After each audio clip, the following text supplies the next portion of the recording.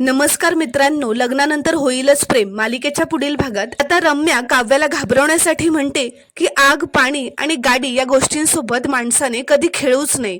तर आता काव्य आणि पार्थ गाडीने जाताना काही शाळेची मुलं त्यांच्या गाडीसमोर येतात.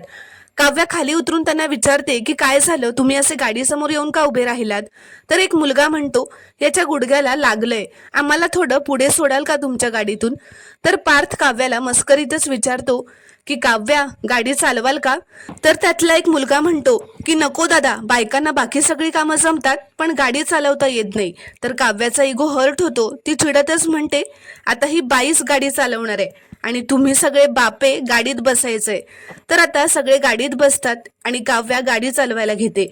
तर काव्या गाडी चालवणार म्हणून सगळेजण आता गणपती बाप्पा मोरया म्हणत सुरुवात करतात आणि पार्थ काव्यावर हसत असतो. तर मित्रांनो, तुम्हाला हा प्रोमो कसा वाटला ते कॉमेंटमध्ये नक्की कळवा आणि चॅनलला प्लीज सबस्क्राईब करा आणि व्हिडिओला एक लाईक नक्की करा.